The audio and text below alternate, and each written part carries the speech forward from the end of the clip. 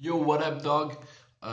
Excusez-moi, petit moment d'anglais. Donc, ouais, je suis Clément d'Objectif Grip pour ceux qui ne le savent pas encore. Donc, la chaîne Objectif Grip, le site web objectifgrip.com et le PDF gratuit entretien de fiabilité en bas. Allez-y, cliquez, je vous envoie, vous mettez votre mail et je vous envoie ce PDF là si vous le voulez, tout simplement. Si vous ne le voulez pas, continuez à regarder les vidéos, on s'en bat les couilles. Donc, euh, j'ai vu donc avec ces deux vidéos là, j'ai fait deux vidéos récemment, les deux dernières vidéos c'était sur l'huile moteur et le test de l'huile moteur. Ok, je voulais faire une machine pour tester l'huile moteur, mais très visuelle la machine. Si vous voulez, un exemple de truc très visuel, ça pourrait être de mettre une huile dans une voiture et de voir que le moteur explose ou pas. Voilà, ça c'est très visuel pour moi. Bon, après le problème c'est que c'est long de faire exploser un moteur avec de l'huile quand même. Ok, j'ai pas forcément 300 000 bornes à faire ou même 150 000 bornes à faire avec une voiture. Ça va être long, ça va être une vidéo assez longue, ok, de plusieurs jours, sur YouTube. Donc on va éviter de le faire. Mais c'est un truc dans ce délire-là, ok? C'est un truc qui va être très visuel, comme une explosion, comme une pièce qui se casse en deux. Ok, je ne vais pas tout vous révéler là d'un coup, sinon forcément il n'y a plus de surprise de découverte. J'ai déjà l'idée, j'ai déjà des plans, etc. Et voilà, donc bref, j'ai vu qu'il y avait beaucoup d'engouement là-dessus, c'est super cool. Donc voilà, pensez-y. Ensuite, pensez que je ne mesure pas non plus la quantité d'usure du moteur, mais je mesure quand est-ce que le moteur commence à s'user.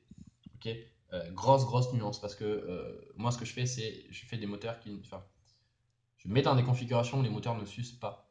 Ok, je préfère un moteur qui ne s'use pas à chaud plutôt qu'un moteur qui s'use légèrement à chaud. Vous comprenez l'idée. Donc il n'y a aucun amalgame avec Piotr Tester, il y a aussi Gaillard le bricoleur qui fait exactement la même chose avec le frictiomètre. Ok, oubliez tout ça. Je dirais pas que c'est pourri, même si je le pense. Regardez-les, il n'y a pas de souci. Mais voilà, moi je ne suis pas du tout là-dedans. Donc c'est vraiment quelque chose qui n'a pas encore été fait, que ce soit en France ou même à l'étranger, en Angleterre ou quoi, les Anglais, enfin, les anglophones plus généralement. J'ai jamais vu ça. Aucune vidéo là-dessus, rien.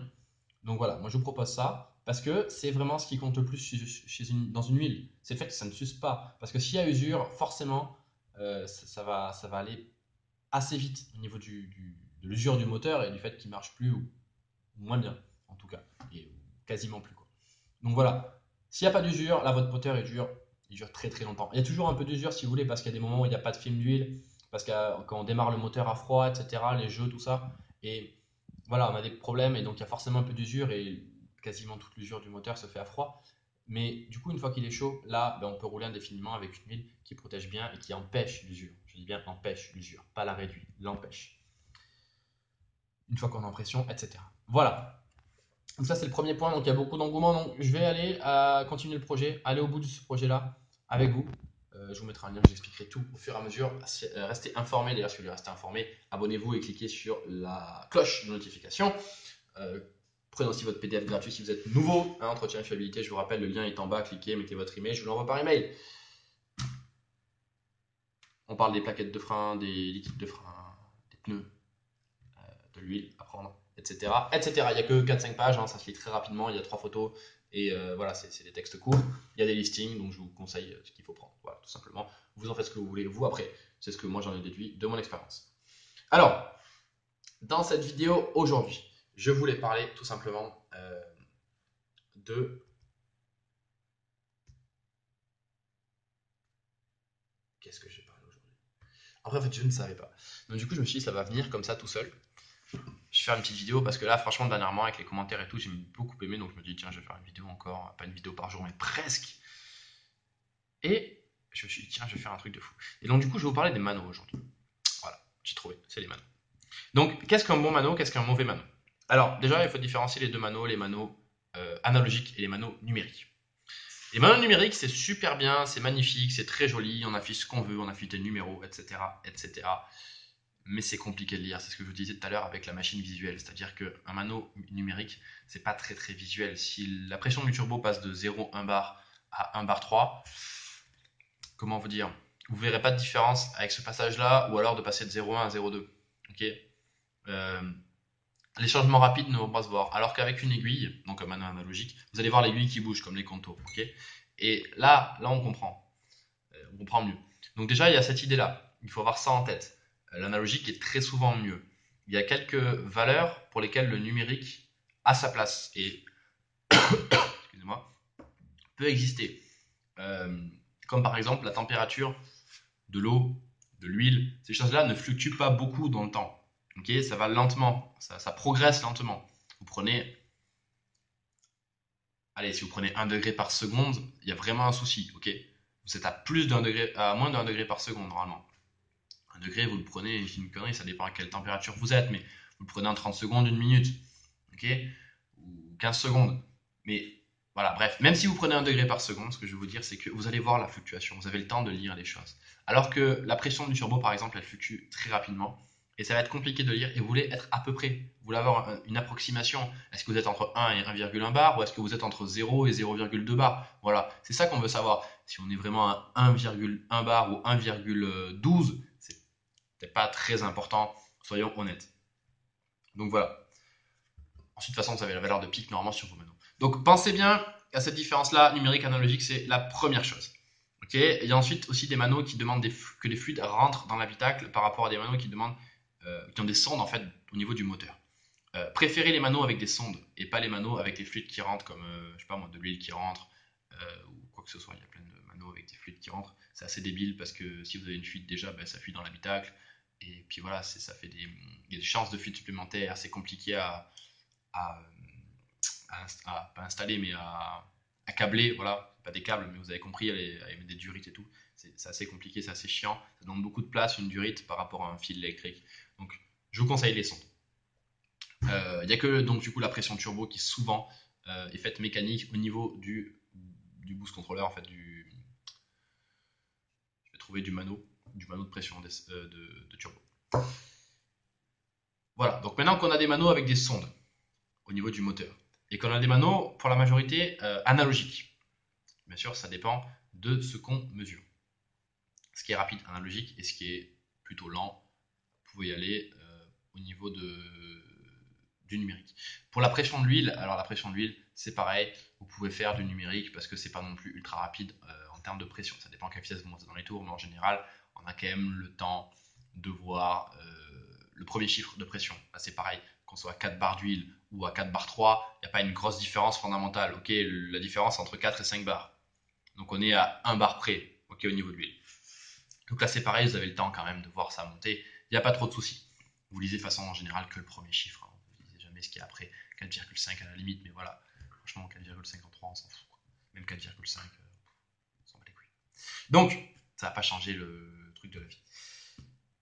Il y a un point super important au niveau des manos. Super, super crucial, c'est l'alarme.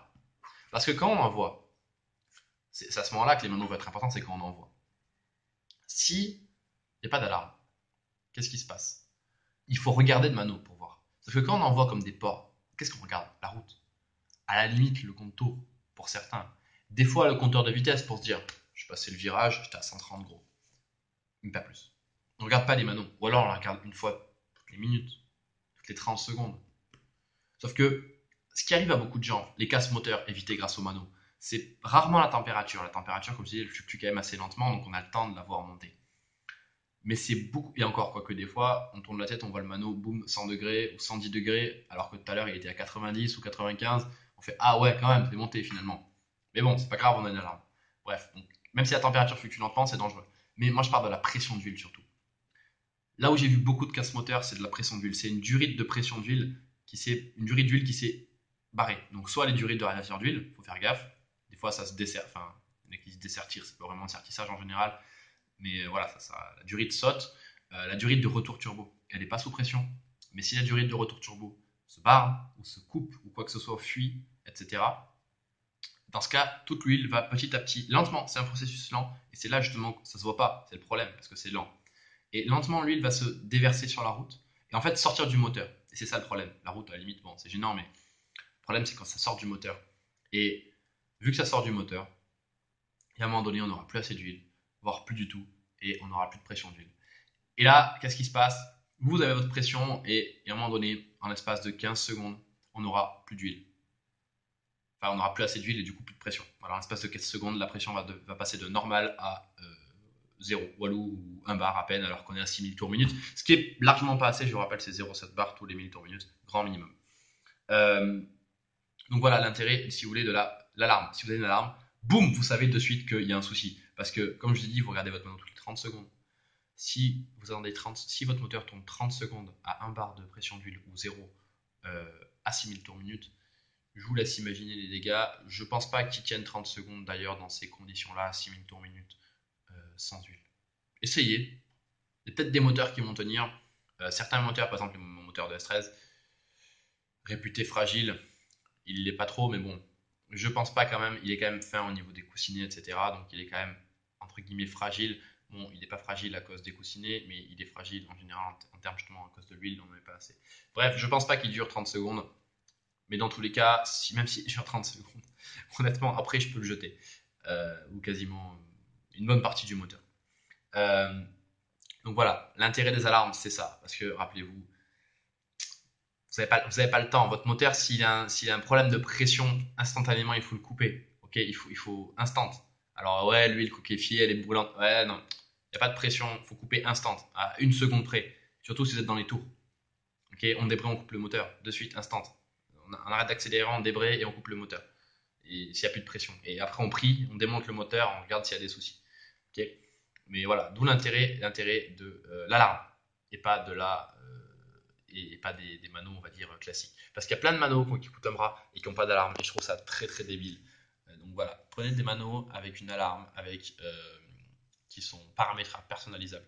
Il y en a qui sont pas très chers. Hein. Il y en a pour 100, 200 euros. On a quelque chose de sympa. Moi, je pense à des manos.